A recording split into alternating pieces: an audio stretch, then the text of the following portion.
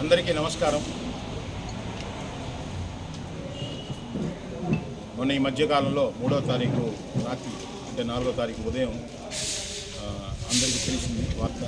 3వ తారీఖు రాత్రి ఈ దర్గా అనే గ్రామ పరిసరాల్లో బ్రహ్మయ్య అనే వ్యక్తిని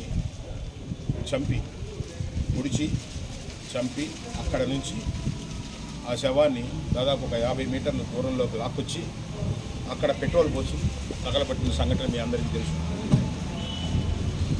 ఈ కేసులో ఆ రోజే డాగ్ స్క్వాడు, బ్లూస్ టీము, అలాగే ఫోరెన్సిక్ టీము, అట్లాగే అనేక టీమ్స్ని పెట్టి ఇది ఇన్వెస్టిగేషన్ ఆ రోజు మొదలుపెట్టడం జరిగింది. ఆ రోజు నేను రావడం కూడా జరిగింది.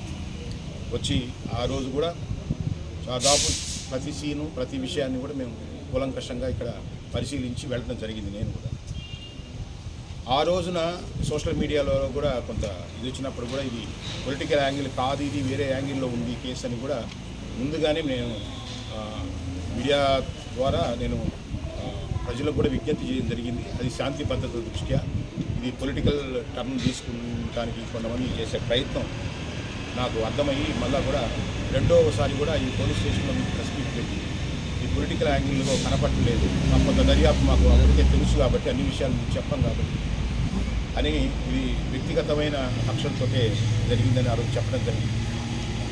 ఈ కేసు ఎలా జరిగిందంటే చనిపోయిన బ్రహ్మయ్య అట్లాగే ఎవరైతే రవి అనే వ్యక్తి, తేజ రవి అలియాస్ అనే వ్యక్తి కూడా ఒకే గ్రామానికి సంబంధించిన వాళ్ళు, ఒకే కులానికి సంబంధించిన వాళ్ళు. ఉపకులంలో కొంచెం తేడా ఉంది. ఉపకులాలంటే మీకు ఐడియా ఉంది, యాదవులు అందరూ కూడా దాంట్లో ఉపకులాలకు సంబంధించిన వాళ్ళు. సో వీళ్ళు ఆ గ్రామంలో ఒక మహిళని మ్యారేజ్ చేసుకోవాలనే ఉద్దేశంతో ఎవరైతే ఈరోజు ముద్దాయి మనం చెప్పుకునే తేజ అలియాస్ రవి అనే వ్యక్తి ఒక అటెంప్ట్ చేయడం జరిగింది. దాన్ని ఒక యాక్సెప్టెన్స్ కూడా అతనికి వచ్చింది. అదే పరిస్థితుల్లో అదే గ్రామంలో ఇతనికి ఆ సంబంధం కుదరకూడదని చెప్పి ఇప్పుడు ఎవరైతే ఇప్పుడు చనిపోయిన మృతుడు ఉన్నారో బ్రహ్మయ్య, ఈ బ్రహ్మయ్య ఈ ఉపకులాలకు సంబంధించిన ఒక వేరే అన్న ఒక కోణాన్ని వాళ్ళ మైండ్లో పెట్టేడని ముద్దాయి భావించాడు. అట్లాగే ఈ గ్యాప్లో వీళ్ళిద్దరి మధ్య చిన్న ఘర్షణ అనేది డైరెక్ట్గా జరగకపోయినా ఆఫ్ రికార్డెడ్గా వాళ్ళ ఫ్రెండ్స్ దగ్గర ఇట్లా అన్నాడు, వీళ్ళ ఫ్రెండ్స్ దగ్గర అట్లా ఉన్నాడని ఇతని మాటలు అతనికి, అతని మాటలు ఇతనికి చారేసి దీనికి వ్యతిరేకంగా ఈ చనిపోయిన బ్రహ్మయ్య పనిచేస్తున్నాడు అనేది రవి మైండ్లో పెట్టడం జరిగింది. వేరు చేయలేమంటాను ఒక అలాంటి ఇలాంటి అని ఆ మాటలు కాన్వర్జేషన్ ఎక్స్చేంజ్ చేశారు. ఈ క్రమంలోనే అసలు నిన్నేదో చేసేస్తాడంట అంటున్నాడని కూడా ఒక రూమర్ని అనవసరంగా క్రియేట్ చేసి వీళ్ళిద్దరి మధ్య ఉండే ఘర్షణని పెద్దదిగా జరిపారు.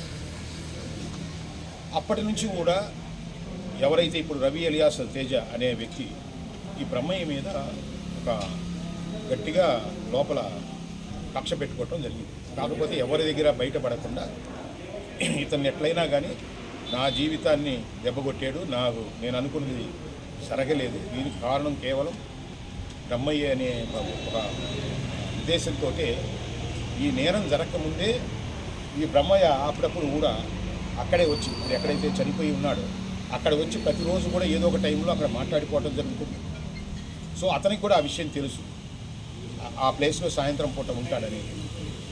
అందుకొని అతను ఒక కత్తి ఆల్రెడీ కొనుక్కొని 2 వారాల ముందే ఇప్పుడు ఏదైతే సీన్ ఆఫ్ అఫెన్స్లో మనం అందరూ మీరు చూశారో దానికి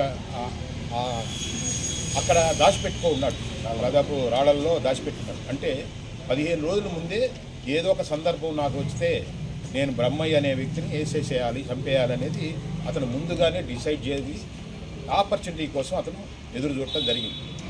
ఏ రోజైతే 3వ తారీఖు నేరం జరిగింది ఆ రోజు శ్రీకాంత్ అనే ఒక అబ్బాయి ఈ రవి ఆ ప్లేస్కి వచ్చి ఆ శ్రీకాంత్ అనే అబ్బాయికి ఒక ఫోన్ చేయడం జరిగింది. అతనికి ఏదో ఆఫర్ చేశాడు, మందు తాగుదామని సంథింగ్. అతను వద్దులే ఫోన్ చేసి వెళ్దామని చెప్తే ఆ శ్రీకాంత్ ఈ చనిపోయిన బ్రహ్మయ్య ఖమ్మంకి వచ్చేసి ఒక హోటల్లో భోజనం చేసేసి నేను ఇంక వెళ్తానని చెప్పేసి అతను వెళ్ళిపోవడం జరిగింది.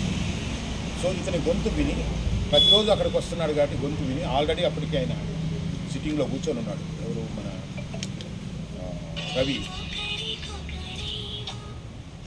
రవి అప్పుడు ఏం చేశాడంటే అతనే ఇంటెన్షనల్గా ఇతని దగ్గరికి వచ్చి